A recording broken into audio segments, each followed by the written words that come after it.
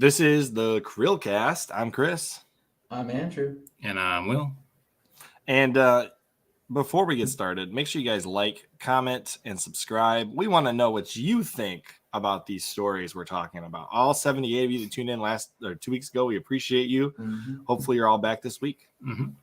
Obviously, that only Have you works played if, Assassin's Creed Mirage? Should I pick it up as a OG Assassin's Creed fan? I won't play any of the new Assassin's Creed. I won't play any of them. Why is that, Chris? I don't like the new open world, like Breath of the Wild. This one isn't open world. That's what I'm asking. Do people like it or not? I haven't played it yet. Yeah, definitely comment down below. It sold super well, so I'm just curious.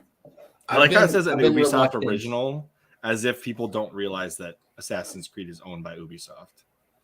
I've been very reluctant to buy another Assassin's Creed because they stopped being Assassin's Creed. I have Odyssey, but I've had it for like 4 years or something. I've had it and I couldn't get into it. So I tried Origins. Does that count? Yeah. I liked the walk through ancient Egypt simulator that they had built into the game. That was cool. Mm-hmm. I got Odyssey for like $5 at Black Friday at Blockbuster, not Blockbuster, Best Buy. I got every dollar I spent on Origins back. Does that count? Mm-hmm. Sure. So it was free for like 24 hours. Anyways. Oh, Chris, are you playing City Skylines? No. Did you see the ridiculously beefy PC it requires to run it at 60 FPS? Apparently you can run it on your Steam Deck, my buddy. My other friend, Chris, is playing on a Steam Deck. You have a friend named Chris that's not me? Yeah, I know. Branching out, Will. I know. He's in IT. He reminds me of you a little bit. I'm downloading City Skylines 2 in the background as we do this. So. Are you actually? Yes. I'm super excited. I don't think I can run on my laptop, though. Dude, so I would recommend, I think at this point, Will, instead of getting a gaming PC, you'd probably be better off getting a Steam Deck. Just get a gaming PC. Although I'm curious, no, don't do that. They're so expensive. You have to maintain them. In the Steam Deck's case, Valve's maintaining it for you. Yeah, the only problem is with the Steam Deck is, so like the games I want to play on PC, I want the keyboard and mouse and like a larger screen. Exactly. You can like any sim game. I feel like get the dock and dock it to a TV. Chris is allergic to PCs. Chris is allergic to PCs. I'm on a PC right now that I game on at least once. I'd have to try out your Steam Deck, Chris, before I go with that. Imagine definitely Switch, like way more into the PC better. camp right now, but you know. Imagine the Switch, but 100 times better. The only reason why I can see this possibly persuading me is because I want to play Spider-Man 2 handheld. Then just get yourself a PS5 and that weird streaming PlayStation thing. We talked about it last week, didn't we? Yes, Claim your FNAF movie ticket card, yo gamers. What's up, Demi Crow? All right. Okay, how about we stop? For the record, I would never watch anything based on Five Nights at Freddy's. Period. First off, it's kind of weird, and second, I've never played it, so I ain't watching a movie. It is. I played it a few minutes, and then like the jump scares are too much for me. For real. Fair enough. Okay, so the breaking story we have on here, now that all three of you are watching, we've noticed a big ramp up over the years. Andrew especially has been pointing this out, probably since he joined the podcast. But Amazon and Ubisoft are like this. And even though Ubisoft, you could also say, is very close to that similar situation with Game Pass, I think there's more money in the basket for Ubisoft to get picked up by Amazon. Yeah. Well, to Andrew's point, it makes so much sense. And I'll let Andrew explain it because I'll just butcher it. I've said it. I don't want to steal his thunder. Yeah. Dude, no, I've been saying this now for at least a year. Ubisoft and Amazon make perfect sense. You can see Amazon is buying basically the IP whenever they can for Tom Clancy to make TV shows, right? Or movies, whatever originals they can come up with. And it only makes sense that if you're giving that type of advertisement to Tom Clancy, who has the Tom Clancy games? Ubisoft. So when you also look at the other games that Ubisoft has, you get Assassin's Creed, Far Cry, right? Or is that different? So Assassin's Creed's available, Far Cry is available, Tom Clancy's think of what you could do for just TV series with all of those universes, and then they're also trying to do gaming and with Luna. So it makes sense to try to target Ubisoft because they're probably the most acquirable big studio right now. If you wanted to make a big world studio purchase that can actually make those AAA titles for you instead of having to start from scratch. Not that Amazon's original games are terrible. They're just kind of geared more towards like the MMO thing, if I'm not mistaken. Oh yeah, didn't they have that like not Brave New World, like Frontiers game or whatever it was? It was New World. I think it was New World. New World. Yeah, that was pretty cool. It looked good. I never played it, but I know it fried a couple PCs and back in the day when it launched. Remember? But yeah, I mean, they don't have that studio presence right now, so it makes sense to acquire someone like Ubisoft, especially when you are also trying to make your Prime Video top notch. So I've been calling it for a while, and right now this integration that they're doing where it's like, hey, Ubisoft is basically right there integrated fully as a purchasable game in your Luna service. It makes sense. Yeah. You know what I think? You know what I'm surprised about is that nobody is making a bid for EA. I think that that's actually the best studio to purchase, except I think they overvalue themselves way too much. And that's you know who the perfect one to buy EA? For a long time I thought it was Amazon, but after I've been thinking about this, what if Apple bought EA? I couldn't bring all the sports games. Bring all the sports games to iPhones, right? Boom. And then the Apple TV's already got several sports franchises associated with it.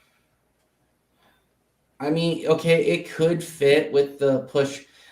The only subscription service would immediately come out, be Madden like annual pass or something. Whoever buys EA has to be into all forms of streaming. In my humble opinion, they have to be into video and games for streaming for it to make sense because Apple's getting the VR headset. I know, I'm saying like the Apple TV is actually pretty decent with what they've rolled out for shows. So I wouldn't be the most upset if they were to acquire them. I just think the problem is that EA overvalues themselves way too much.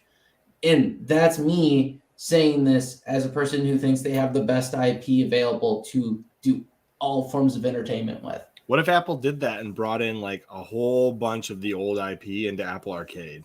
Well, I mean, okay, no, the problem that would be incredible. The problem is, yes, I think the IP is worth it, but I think you also get a shit sandwich. You also don't necessarily get the Madden or NBA IPs with them because but you have the engine. You have the engine already, so it'd be easier probably to get the license. You're buying for the IPs though, so yeah, I mean, if that license gets yanked as soon as you purchase that studio or that developer. It probably wouldn't get yanked though, just because they would probably make a sweetheart. But I mean, look at what EA did when they lost the FIFA license. They still built a soccer game. Yeah, well, we'll see how it goes. I mean, I understand your point, but it's the same reason why Xbox didn't buy Warner Brothers is because what does Warner Brothers have? They have Lord of the Rings, they have DC games, things like that. And they're worried about not owning those IPs if they that's where the value comes from. So well, I'll say this, EA, I don't think the value is in the sports games. Personal opinion. Those licenses you can compete with for anything. You could make them on your own. It's not that big of a deal, really. I mean, Sony had to put the MLB The Show on other platforms. I mean, maybe what the stipulation with the acquisition would be is that they would have to keep everything multi-platform. But the thing that I'm trying to point out is EA. It's for their other IP that they're most valuable, especially. Who owns BioShock? Is that 2K or is that EA? It's 2K. 2K. Okay. Oh, that maybe Apple should buy 2K. I mean, someone was buying 2K. System, man. It's not a big deal. Actually, I think what's more likely, and this has been rumored for like a decade now, is that Apple will eventually get the balls to buy Disney. I mean, that's been talked about a lot. What if all Star Wars games going forward were only on Apple products? Will would probably cry. I think the problem is I think Apple almost would rather have ESPN than certain aspects of Disney right now. Mm-hmm. ESPN would be a good match for Apple. It fits with what they're trying to do with their subscription service. Yeah, imagine if Apple TV came with ESPN. It's their main competitor for sports streaming right now.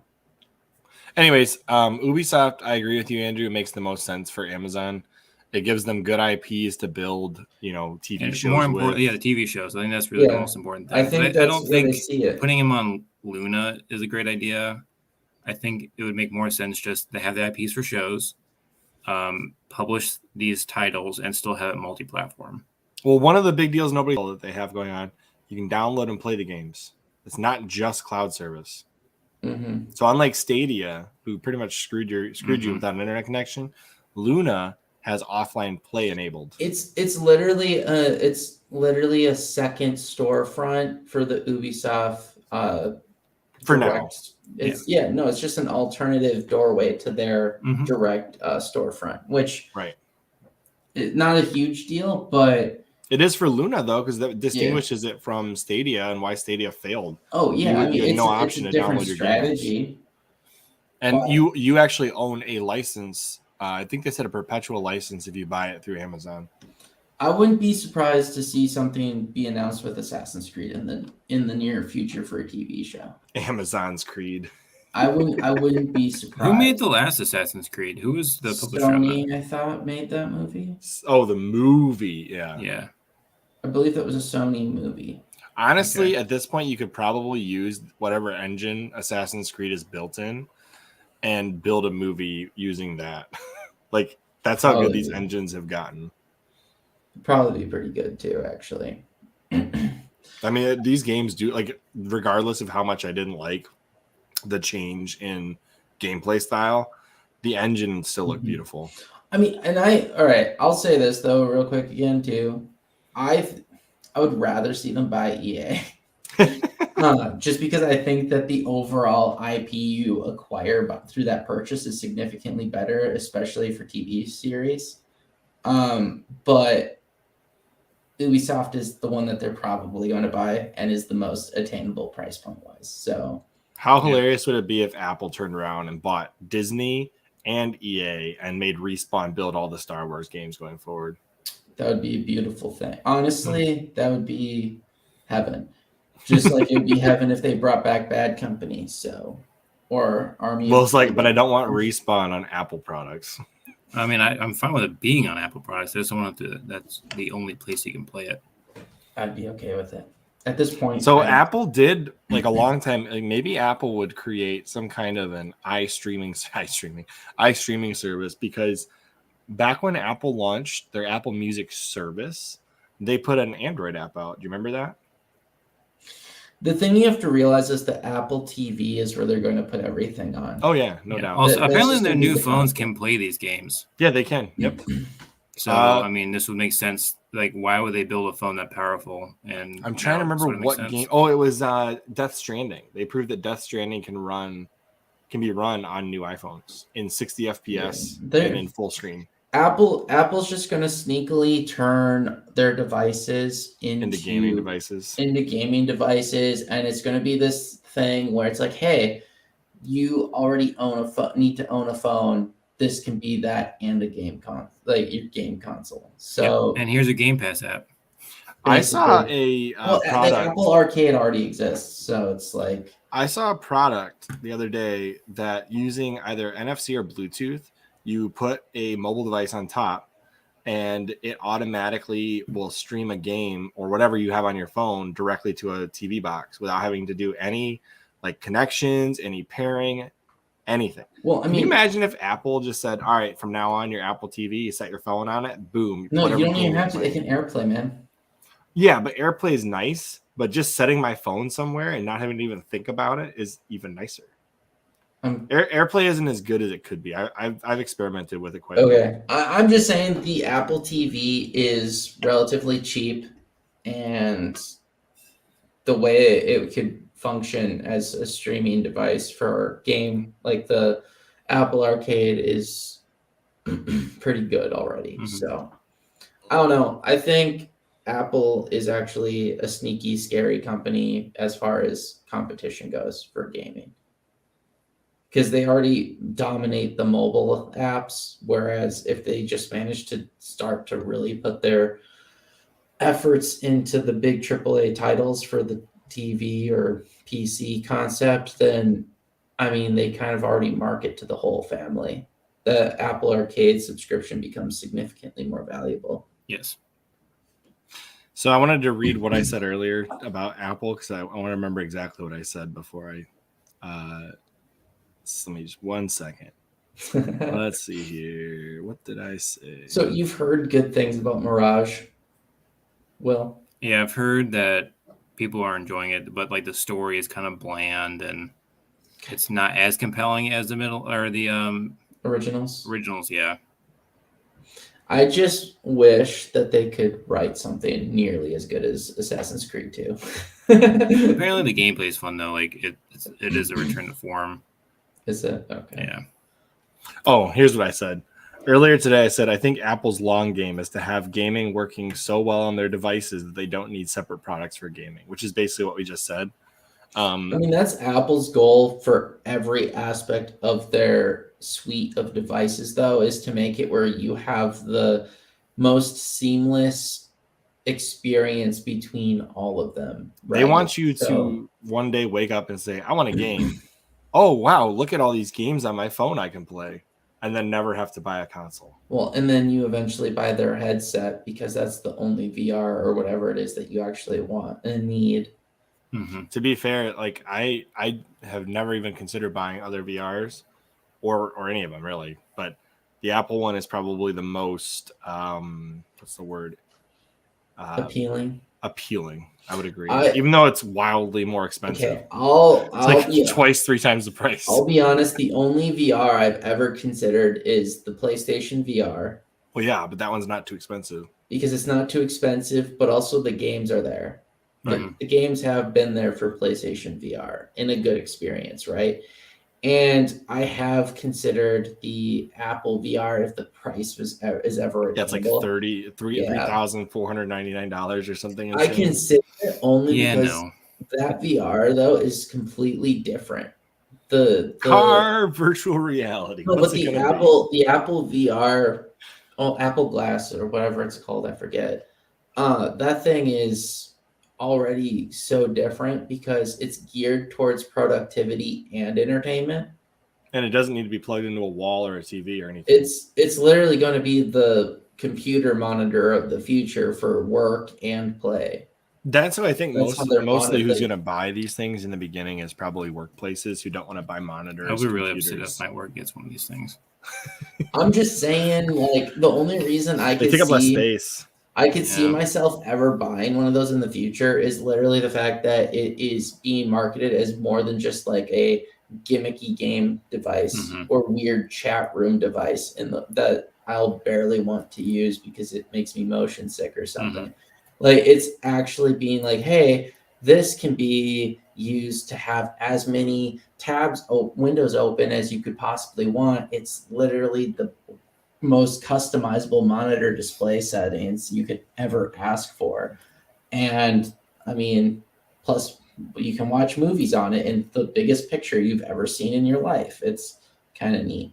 Yeah, it fries your eyes. Oh, it totally fries your retinas, and then you'll have to get digital eyes in the future. That's the next step. Apple eyes. Apple eyes. Cyberpunk 2077 style. Basically, man.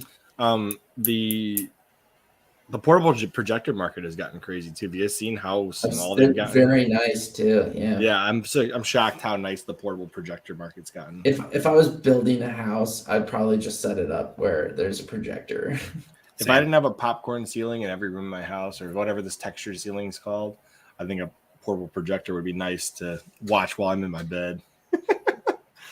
It's just one of those things where unless your house is kind of set up, like you have a room set up for a projector, it's very difficult to just, I'm going to replace a TV with this projector, you know? Well, I've got a buddy that does it. He's got a white wall in his basement and a little mount. That's what I'm saying. Yeah, no, I agree. That's what I'm saying. You have to kind of plan for it. Yeah, you have to like make a big plan for it, and it's just kind of a pain in the ass if you don't have the space already. But another thing that people aren't talking about is Facebook Meta's Glass, whatever it's called, has Xbox Cloud Gaming in it. Woo! Everything has Xbox Cloud Gaming in it. Yeah. I'm pretty sure those robot dogs from Boston Dynamics have it too. You're like playing Halo Infinite one day and you're like, darn bots. And it's like, yes, we are. Yeah, well, I mean, you want to transition to the Starfield because that kind of fits with that Game Pass talk. Want to talk about Buttgate? Is that what you want to get into? The most mediocre game. Did you guys hear about that? Super. What? There was a content update for Starfield and Spider-Man 2 that, from all outside looking in, people are just like, why do all the women have big butts now? This is kind of weird. Did you guys hear what game is this? I want to get it. Spider-Man 2 and Starfield. Oh, both. Interesting. Oh my gosh. Yeah, they both got put here. Let me see here. Maybe it was just Starfield. I thought it was both. Yeah, I think it was a couple different people I was looking at online were posting. Main issue of the game is butts, apparently. Mm-hmm. Okay. Yeah, here we go. This was the side by side I saw earlier. People were flipping out because Starfield now has a better looking behind than Spider-Man 2. Oh my gosh! Cares? This is why people don't this is why take gamers seriously. Exactly. I was like, why do we care about this? But there's like 20 videos with like 100,000 views each that have this out there. And I'm like, whatever. Good for you guys. This is the. I mean, the one looks classic. Oh my god! What is this? What is Chris reading? Is really the question. Oh my gosh! Oh my goodness! I did not notice that. This is not the article I read earlier. This is cracking me up. All right, I can just say this from my vantage point: Starfield looks mediocre, and I have not had a desire to play it ever. Yeah, everyone. Well, if it makes you feel better. Sorry, go on, Chris. Sakurai, the Super Smash Bros. The godfather of Super Smash Bros. Played Super Mario Wonder and Spider-Man 2 and said they were both must-play experiences. I don't know how coming from the mouth of Sakurai. I'm just saying. Starfield. I've been very low on Starfield from. I don't know. All I've heard is like you either love it or you're kind of lukewarm on it. Starfield? Yeah. Yeah, I haven't seen it. And with the people who love it are like, you got to play 15 hours. And like, I'm just not going to put that kind of time into a game. You're like, by the time I put 15 hours in, yeah, I either loved it already. Okay, for a game that's been hyped up as their like next Elder Scrolls and Fallout. Let's be fair. That's like every Bethesda game. This is their formula. You love the freaking game, or you're kind of like this. Like, why is there hype around this? I honestly feel that way around the Elder Scroll games. I don't understand why people like those games. Man, no. I like Fallout though. No, okay, I don't. Okay, even though I'm not the biggest Fallout fan, I understand the hype. I'm a huge Elder Scrolls fan. As an Elder Scrolls fan, I can understand the hype about Fallout without me personally liking Fallout, just because I don't vibe with the gameplay. You ever seen those like side-by-sides that say the duality of man? Well, here you go, the duality of news. Marvel's Spider-Man 2 obliterates PlayStation killer Starfield with record sales. 2 articles down. Starfield just made Microsoft and Xbox a ton of money. Well, I guess they could both be true. Spider-Man 2 is like the fastest selling PlayStation game ever, apparently. I mean, I don't doubt that. PlayStation, Spider-Man 1 and Spider-Man Remastered both sold like crazy. Yeah. I don't think it was the top selling game for the system, though. The other thing that you have to remember, though, is most people who are playing Starfield Game Pass. So, like, 11 million people have played it. That's where it's kind of questionable, right? How do you? No. Well, they're going based on Game Pass signups on release day. They're going based on actual sales of like special editions and stuff because they sold a lot of special editions for Starfield. Well, Starfield came in number 1. It was the number 1 sold game the week before Spider-Man came out. Right. It launched really well. And it's not on PlayStation, right? No. It's only on Xbox and PC. So it had to sell of the players really are playing well. on PC.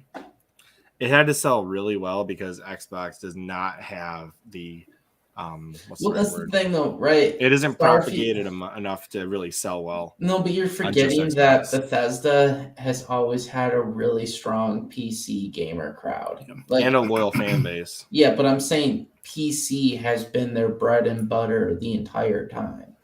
Horse armor, anyone? Dude. Yeah, I guess it's still good that 50% were on PC. That means 50% are on Xbox, so that they still got Yeah, quite but a on few Xbox, I mean, it's still Game Pass. Yeah, but it's still doing well, I guess, is my point. Because they're thinking, I mean, there's always the conversation of what does Game Pass do to these games? It's not going to sell, but it's still sold really well. Well, you can basically say like how many people signed up for Game Pass when this game launched, and there you go. 90% of those are going to be. It was the largest single day sign up for Game Pass. Yeah, ever. And it was the highest amount of money in quarterly earnings they've had ever. Yep. Supposedly. Well, I mean, they're already making hand over fist over Game Pass, so like they're clearly enjoying that decision even before they had anything in it. I mean, let's be honest. And they had a Master Chief armor.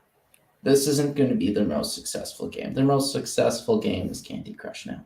Well, it might be Minecraft. Yes. Minecraft just surpassed 300 million sales. Minecraft probably will never beat money making, dude. I was gonna say talking about Candy Crush. Minecraft will probably never surpass Candy Crush in actual microtransaction sales and stuff. It's possible. But, I mean, somehow Minecraft makes a lot of money. I don't understand how. So I don't know either. I don't. Chris should know. You don't need to play Minecraft, Chris? No. You used to. I have played like maybe 15 hours of Minecraft in my life. I thought that was like you and Madeline's favorite game for a while. I mean, I'm going. This is like a deep cut. If you're going based on games that I've played with my wife, yes, I spent all of those 15 hours playing it with my wife. There you go. See. But as far as like games I have played consistently and lots of time and sunk into, that's not one of them. You'll never so like those 15 hours are probably the only 15 hours Madeline has spent gaming in the last 10 years. You'll never beat my hours put into Crusader Kings 2. So. Nor do I want to. No offense. Yeah, I bet my entire sorry, go on. I bet my entire playtime in the Halo series doesn't rival Crusader Kings 2. I was just gonna say, like, the amount of time I have just in the Master Chief Collection, not including like all the like the separate games, is a little like I'm a little ashamed of how much time. How many hours? How much time do you think you spend in there? I have put in a full 100 days. Wow, that's pretty good. I would prefer that. Just that's only 2,400 hours. I know. That's only the Master Chief Collection. That does not include Halo 5, Halo Infinite, and also the originals. Okay. I've played all of the Persona games, and all of those games are at least 50 hours a piece. Yeah, so actually, I probably got a good 500 hours into those. I've only put 1,000 hours into Crusader Kings 2, but that's not counting Crusader Kings 3 now. So. Oh, I just finished Fire Emblem again on my Game Boy Advance, and I looked at the hours played on my save file for that game. That's several thousand hours. Okay. Actually, no one can rival your Persona. Yeah, I'm sure you can't. I literally just told you it's about 500 hours total. No, I don't believe that. No, it is because I don't play those games multiple times in a row over and over again. I don't believe that. Well, okay. Let me think about this again. I think I had because I had so much idle time where I just left my controller on and my console on for Persona 5 Royal. So like when I finished that game, the save file claimed I had like 300 hours into it, but I guarantee at least 100 of those was idle time because I just left it on. So I don't know. That one's probably a good 200 hours on its own. But other than that, like most of the games are 50 to 100 tops. And I've only played each of them, except for Persona 4 Golden. I've only played each of them like once. Persona 4 Golden I've played 4 or 5 times, so there's that. Yeah. But that's still back to Starfield. That's still only like 250 hours. Starfield sold really well. It's doing really well for Xbox, even though it seems to be very mediocre, especially on Steam. Especially since it seems to be a very. Oh, here's some figures that Andrew would love to gloat on. Xbox's Q1 is the highest ever in their revenue, and the figure is such a surprise because it comes in the wake. It's a surprise. No, it's not a surprise. I'm reading the article. Okay, the figure is such a surprise because it comes in the wake of an actual 7% decline in revenue for hardware the actual Xboxes, but it's offset by a 13% increase in content and services. Game Pass. Can someone just call this journalist and tell them they're an effing moron? Because What? What do you mean they're a moron? They're a moron. It's not a surprise. They released Game Pass, and they're going as all digital as they can. It's not a surprise. Why would you buy an Xbox when you can just get everything on your other gaming device? Because you're an Xbox sucker. No, I'm just kidding. Mm-hmm. No, but like, why would you spend the extra money for a dedicated Xbox game station when you can buy a PC or just use the PC? Well, okay, so did you see Phil Spencer's backwards interview? compatibility, Andrew? Did you see? Digital. Hold on, stop. Did you see Phil Spencer's interview right after the acquisition of Activision? No. So he gave an interview with the official Xbox podcast. That's the name. Oh, yeah, that's right. And he literally said that he wants people to think of Xbox as both PC and Xbox. He literally says the words, Andrew should be smiling. I mean, I don't think anybody's ever considered those two separate ecosystems. Hey, man, I'm waiting for the rebrand when Surface and Xbox merge into a new PC line. That's what I'm waiting for. That's what I'm expecting. Mm-hmm. I've been calling it for that too for a while now. But the Surface box, Surface Gaming doesn't really have a good. The Surface brand is probably stronger. They will release something that is more like it will merge into the Surface line. I predict it. I am predicting it. Okay. Maybe the next Surface will have side rails to add gaming. So the Surface Book, which was what they tried to advertise as a gaming for gamers at one point, the one that had the weird flex joint. You know what I'm talking about? Yes, I know what you're talking about. Didn't fully close. Okay, that one they tried to advertise back in the day as being good for people to game on. Mm-hmm. The thing it wasn't. So here's what I'm saying. You will get a revised Xbox-inspired Surface lineup where there's going to be there's going to be a model that is merged with Xbox. That's going to be the gamer PC of the Surface line, and the Xbox line is going to be purely the streaming box for your TV.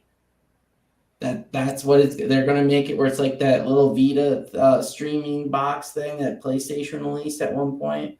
TV. Yeah, they're going to do something. One that I got sitting over here. Yeah, they're going to do something just like that with what the Xbox is going into the future, and then there's going to be a gaming PC for people, and I don't know what that's going to look like. Maybe it's going to be like one of those tablet. I think Xbox is just going to build a Switch, essentially. Yeah, it might be like a Switch, the tablet crossover, whatever it is. Well, I mean, Phil Spencer wants to buy Nintendo, so maybe. Well, you know what happened the last time they tried to buy something from Nintendo? They thought they were getting Donkey Kong, and they were. I think that was more of a joke. I think people were really buying into him, actually thinking he wants to do that. Well, it wasn't Phil Spencer; it was a bunch of dudes in suits. So who knows? Oh no, that the original one, yeah, they actually tried to do it then, but recently. Seriously, Chris, you can see it, can't you? It's where they're going. I was thinking as you were talking, I was thinking about what kind of name combinations that Surface and Xbox. It would just be the Surface X. Well, no, my brain was like the Surfix, and I was like, wait, that sounds like something else. Oh god. I was like, nope, ain't gonna be that. No. Okay, what's the next topic? It was Spider-Man sales. I was like, nope. Okay, so wait. There is a handheld. There is a handheld in handheld with never mind. There's a handheld in Xbox's future lineup, according to that leaked business plan they had in the court system. I thought they said that they definitely weren't going to pursue one. I don't know why they wouldn't, because there's so many good handheld gaming items on the market right now, and an official Xbox branded one or a Surface branded, whatever you want it to be, could probably sell really well. I don't know, they're also, I mean, the biggest market is phones. They've said it 1,000 times that they're phone games make way more money than anything else, and that's where they're trying to push. They've been too much of a coward, though, to make a Surface phone. I don't even know Technically, if they necessarily there is make one. a phone. They just have to have a presence. That's what they're going for. There's a couple companies that built Surface phones, Andrew. Did you know that? Are there? Yeah, there was a couple demos. I know that they released that ridiculous-looking flip tablet. The Surface Duo, yeah. Stupidest thing they ever released. No, so like what they had done a couple years back is they had managed to put Windows 10 on ARM-based phones, and it came with a dock, and you could literally have a phone as your PC, your phone, and your gaming device, because it would run full-blown Windows games on the device. It was made by HP. I think it was a joint venture with Microsoft where they were trying it out, and they sold it to a bunch of businesses. The problem was that the technology they used had been in development for so long it was obsolete pretty quickly upon arrival, and not many businesses picked it up. But it was a really cool concept. Like, imagine the idea you could dock a phone as your PC for work, and work would just buy you a phone with the internet connection essentially, and that would be your desktop everywhere you go. It had like a laptop thing. It had like a laptop connector. It had a dock for desktop, and it was actually relatively proficient at like gaming on low end games. That's so, essentially what I have right now at work. I just have this like dongle thing that plugs into a monitor, and there you go. That's my computer. I don't have a tower or anything. Do you have a laptop that drops into the dongle? Yeah, that's what I have. Yeah, same idea. But that was the idea, like replace everything with just one big phone that was high tech. Yeah, let me see if I can find it real quick. It was pretty neat. No, I remember that actually. Now that you're talking about it, like HP. I don't know. I just think that there's going to be a lot going on into the future. I know you were bringing up the topic of what we think a recession or depression would do to gaming. Hold on, real quick. I want to show everybody this thing. This was cool. It was called the Elite X3. That's what it was. Very cool. It was originally in 2016. It had a dock. It had everything that I wanted. The problem is it was made by Hewlett Packard. So hey, you take those words back. No, I'm just kidding. I used to have some. No one's buying an HP phone. That's the problem. I used to have some loyalty to HP a long time ago. I had laptops, but no one was buying their damn cell phone. I had one. Well, I didn't even know they made cell phones until just now. Yeah. The HP, they bought Palm. I guess I really liked Palm because I had Palm Pilot's really in the 90s. Palm Pre. Do you not remember WebOS? Oh yeah. No, man. So Palm was a splinter company off of Apple, and they started building the Palm OS stuff, and then eventually they decided we want to be a smartphone maker. And so they built WebOS, which is actually probably the most pilfered operating system on the planet. Everything that you do now on your phones when it comes to like gestures, like swiping up apps and stuff, that was all originated in the Palm Pre. All of it. Nothing original has come out of operating systems in years. Yeah, and yet Microsoft makes money off of every Android device somehow. But so actually, if you buy an LG TV and it's a smart TV, it's probably one of the last devices that still runs WebOS. So if you have an LG smart TV, there's a good chance you have WebOS on it. Anyways, that was just my little detour because I am a huge fan of old, like the Palm Pre and all of that went with it. Yeah, you're obsessed with some random niche technology. Well, I liked the idea of there being more than just Android and iOS back in the day, and so I was like really on with. There used to be BlackBerry 10. That was a really nice operating system, and that also stole a lot from Palm WebOS. So basically, everybody and their brother stole. Next thing you know, you're gonna buy a nothing phone. No, I don't like that idea. You don't like nothing? I would rather not have a phone than have a phone that does nothing. Have you seen nothing? I know what you're talking about. Okay. All right. So the other thing we talked about was the potential. In fact, the only reason I brought this up, I was on Twitter and I typed in gaming just to see what would show up because I was like, oh, maybe gaming leaks. No, like every tweet in the list that showed up when I typed that in was we're due for a gaming crash. And I'm like, why? Why are we due for a gaming crash? I mean, it makes sense if the economy goes bad, but I think people underestimate the staying power of gaming. Right. Because we've never had like a super serious economic downturn that has for a while now, right?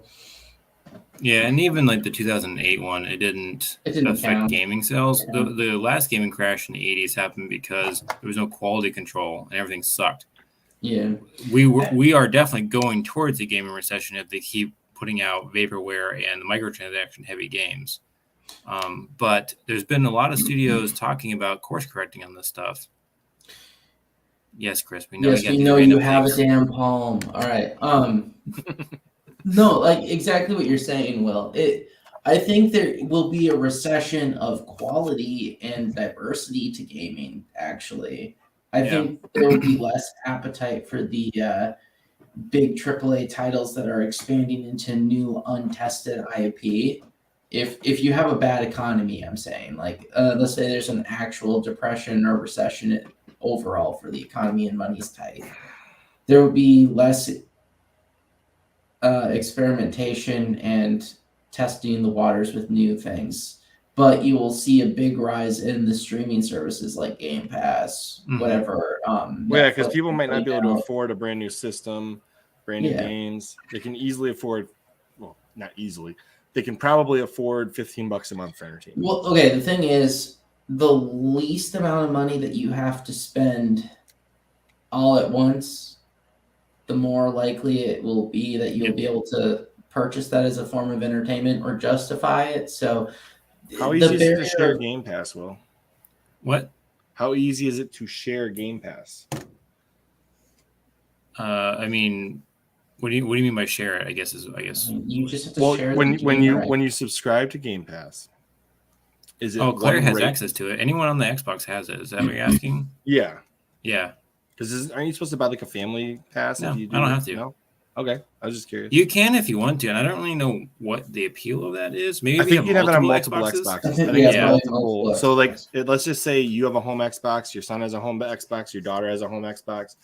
I think you get like 4 or 5 profiles. I think that as long as mine is the home Xbox, I can still put that on other systems. Actually, I know that's the case because my friend is using his brother's, and he has a completely different Xbox. As long as you're logged in online, you can use it on other Xboxes. And I know for a fact now that you can use PC Game Pass at the same time as Xbox Game Pass on 2 different devices. Until they figure out how to stop you. Yeah, doing that. I don't think they give a crap because right now I think they just want people to get on it for numbers. They haven't hit the critical mass of Netflix where they want you to not share accounts yet. Yeah, but people forget too that when it comes to the price per minute, right? That ratio of how many dollars you're spending per minute of entertainment value, games are significantly better. Video games are a significantly better choice of investment / purchase than any other form of entertainment. That's a fact. You go to the movie theater nowadays and you're spending like how much money? It's ridiculous. Yeah, if you get popcorn and everything else, you're spending a good $50. Yeah, you can. I mean, remember when that was like $15? Like that wasn't much. To take all of my kids to go watch the new. Ridiculous. To take all my kids to go watch the new Paw Patrol movie and get popcorn was $50. Yeah, what I'm saying is that's why movie theaters are dying more than any other reason. It's because they're ridiculously expensive for that movie theater experience. And Netflix isn't dying because it's a cheap version of that. It's a 1 fee monthly, and you can watch how many movies in that month? Yep, as many as you freaking want. And you got a bathroom, and your kids can talk, and no one yells at you for it. Yeah. And you can make as much popcorn as you want at home. Yes. And it's not I still yell at my kids for talking. No, I'm just kidding. But the thing is, okay, we were just talking earlier about video games that we've put in like hundreds of hours. And we paid probably top $60 for any one of those games. That ratio right there, hundreds of hours for $60. That is a pretty damn good rate of return. Yeah. Hey, should we talk about Nintendo lowering the price of the OLED? I don't know if that's a big deal or not. You mean the fact that they're publicly admitting that they're just money-grubbing whores now because they're willing to lower the price for poor saps to buy the remaining media they've already produced so that they can just have to go and buy all those games again for the next console? That's why they're doing it. It's either that OLED model is not selling well at all, or they're about to launch a new one. So so here's what I heard about. I know we had that huge jaw-dropping moment where you found out that they might not have backwards compatibility with the next Switch. And I'm still salty, as you can tell. There's a new rumor I heard that I was going to tell you earlier, and I forgot because we got too big talking about Starfield and everything else. Apparently, Nintendo is talking about launching with 2 models of the next console, one with backwards compatibility and one without. I hate them. Guess which one's going to be more expensive? The one with backwards compatibility? Yep. No doubt. One, I despise them with a burning passion. Hey, at least they're giving the option. No, I'll give them the credit for that. There's no excuse for the change of media. There's no excuse right now. None. Well, I heard Nintendo might be experimenting with an all-digital model. Screw them. Because they want to control everything with the eShop. Honestly, no. And they're not going to have any freaking memory on it. So you already know you're going to buy a freaking memory card. They never put memory on their stupid devices. Okay, one, that makes me despise them even more because they're not changing the media for a good reason. They're doing it for a douchey reason. Oh, should we talk about Sony with the disk drive connected to the internet and all that fun stuff? That's also douchey. It's also douchey, but it makes sense. It's an anti-piracy measure. Anyways, and Sony just got outed for requiring an update to the drive when you plug it in. So if you buy the combo model, who cares? It's already paired. No big deal. If you buy the digital version of the PS5 Slim and then you try to add a disk drive on, you need to connect to the internet one time, just once, which you're going to do anyway. If you're buying a modern console, who's not connecting to the internet? So anyways, you have to connect one time to marry those 2 devices together. If you bought the damn digital edition to begin with, yeah, you're connecting to the internet. You better have the internet. Let's be honest. Yes. Okay. You're right. That's so stupid. I mean, I don't care because it's targeting a group that's already picking the version that you're not going to get anyways. Yeah. So I didn't think about that. If you're getting the digital version and you're adding a disk drive, it's already connected to the internet. Also, you're not getting games. Yeah. I mean, you'd have to be like, I'm getting a digital. I just think it's weird PS5 that the disk drive needs to be connected to the internet. No, the disk drive is not the disk drive that's connected to the internet. It is when you plug the disk drive in, the PS5 needs an update where it will install the disk drive. It's like if you were to plug in an external drive to your PC, it's not always going to work just when you plug it in. It's probably going to need a driver. Why is this an issue then? This is not my understanding of the stupid thing. It's not a real issue. People are just. It's because people want to flip out about everything. Review Tech USA put out like 6 videos on this stupid subject. I'm like, dude, you knew this was the way it was going to be. Yeah, I mean, the Xbox had to download the Blu-ray driver. Like, I don't understand what are we complaining about here? Well, there's a Blu-ray app you have to download, and the reason why they didn't give it to you directly on the Xbox is because that app requires them to pay for a license every time it gets downloaded. And originally they were going to charge Xbox owners like $10 for the app for the license to play Blu-rays on the Xbox, and realized that was a huge mistake. And so basically they don't advertise the Blu-ray player at all. You have to search for it in the store to download it and play Blu-rays on your Xbox. So, Will, remember what you said earlier about the butts thing? On why gamers aren't taken seriously? Mm-hmm. I think this classifies as the same. Yeah, it does. Now that I understand what we're talking about, yeah.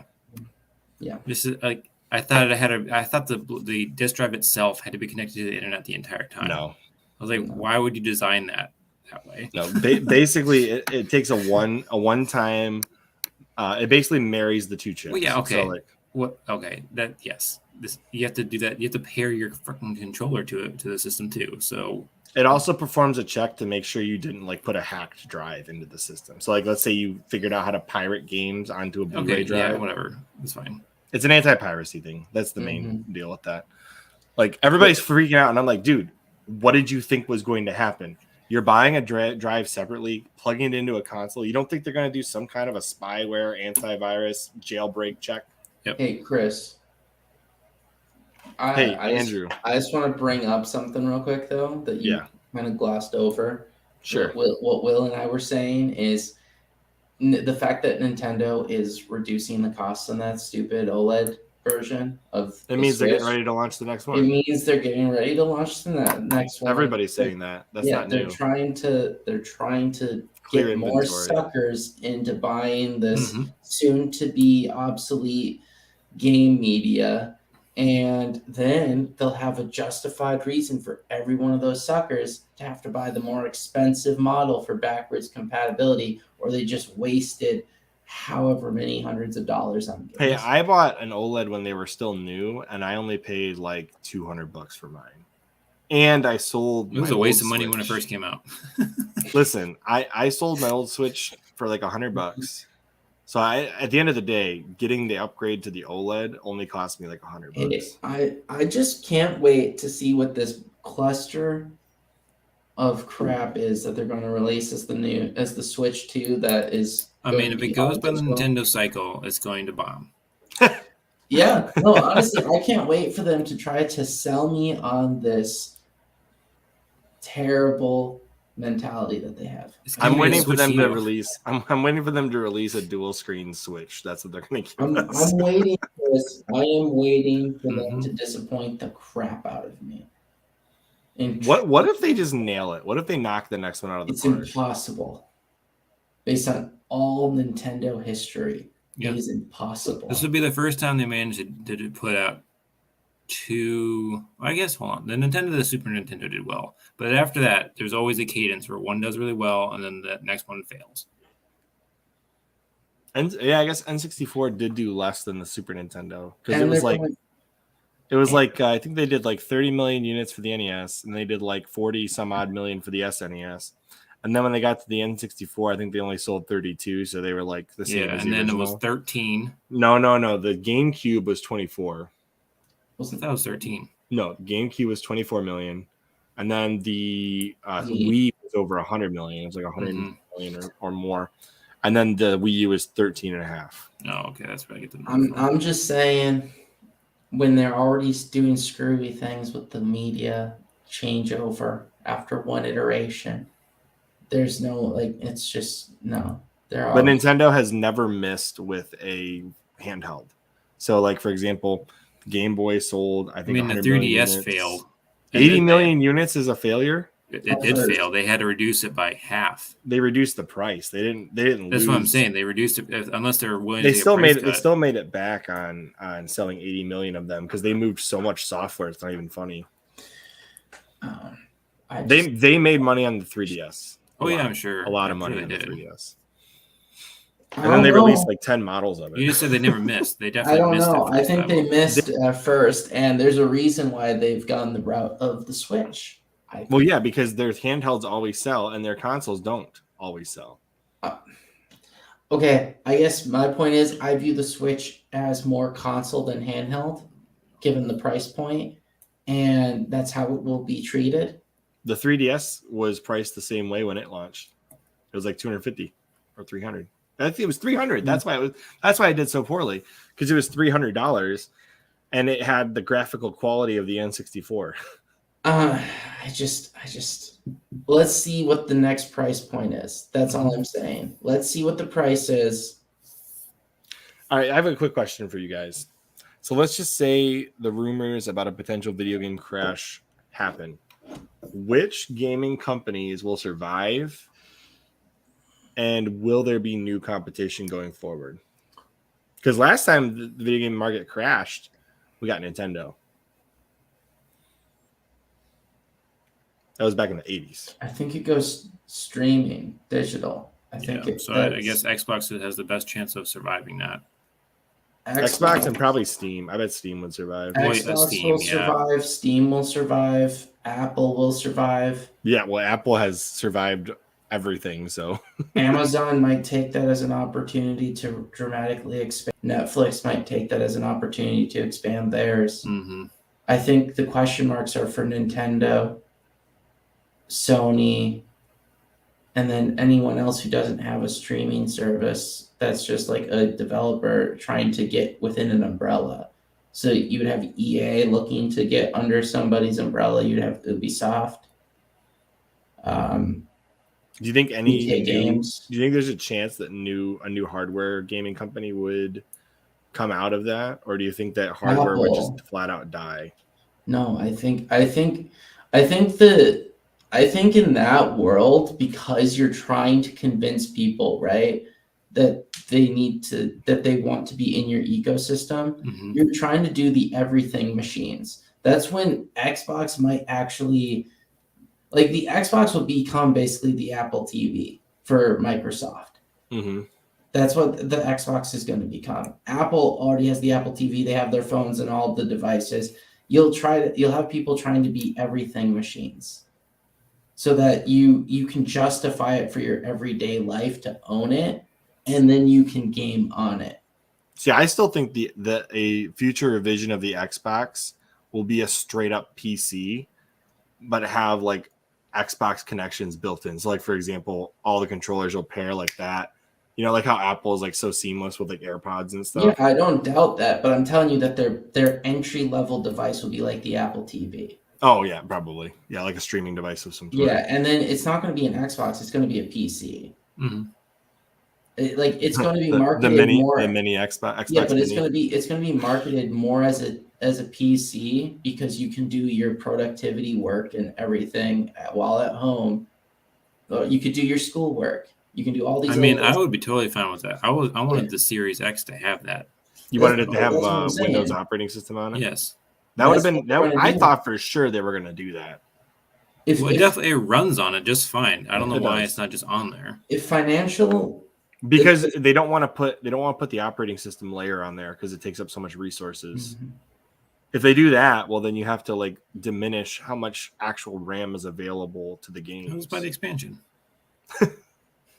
I think the next Xbox will have that. Well, that seamless expansion thing is cool, by the way. Speaking of seamless integration, did you buy one? I have not yet because they're so freaking expensive. But it's so cool how you just slot it in and it's like suddenly double. Like everything is, you don't have to like load it back and forth. It just plays it right off of the expansion. There's a new company getting into that, by the way, that's going to sell them a little cheaper. They're undercutting Seagate or whatever it is. Whoever was the one that did that. It's Seagate.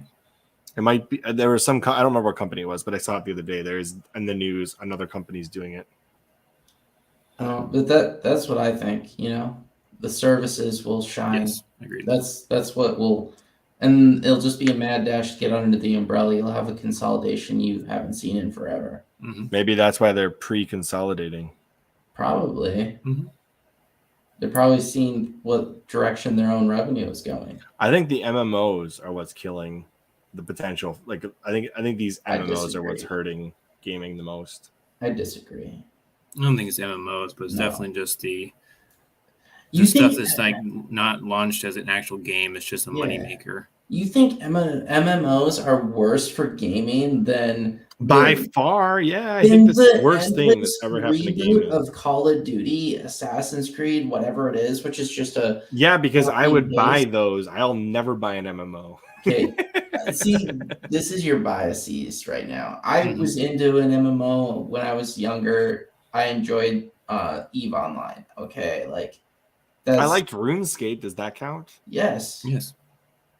But did you ever like World of Warcraft? Because many people do. World of Warcraft used to give me headaches. Okay, but I don't see how those are ruining gaming at all. They're not, but when every game becomes that ruins gaming. But every game has not become that. We were in a solid like 3 years where every last game coming out was open world MMO, Destiny, freaking Fortnite. For like every stupid game coming out was a massive multiplayer experience. Or an MMO. They're not MMOs, bro. Massive multiplayer, whatever is. I'm not saying MMORPGs. I'm saying MMO, mass multiplayer online. Every game that has become mass multiplayer online, like Fortnite, is MMO. It's not MMORPG. Okay, I don't think that Fortnite has ruined anything. Yes, it did. It ruined Gen Z. Gen Z is Gen Z. They don't need an MMO to ruin them. Also, that's a battle royale. I don't know if I would consider that in the same category. Yeah, But if everybody's playing one game, Okay, are you saying that Mag Online was ruining PlayStation 3? That's a completely different game. No, it's not. It had 256 players. Your argument's not valid, Andrew. I'm just saying, like, the game existed. It was fantastic. I would never say that was. I wish more games were as ambitious as that. All right, we're spinning in circles, so make sure you guys go to this awesome website called youtube.com/ whoops, that's not it. youtube.com, that's the wrong website. What? youtube.com/ the CHRILLCAST, and hit that big red subscribe button. Mm-hmm. Who would Sony partner with? That's the question. Where did that come from? The CHRILLCAST, they're gonna partner with us. Yeah, no, I mean probably Steam. Hey. Put the shrimp on the side of every PS5. We're good to go. Get a custom piece PS5 now, Chris, with that on. We'll make CHRILLCAST side plates. If everybody who watches this video subscribes, gets us to 5,000.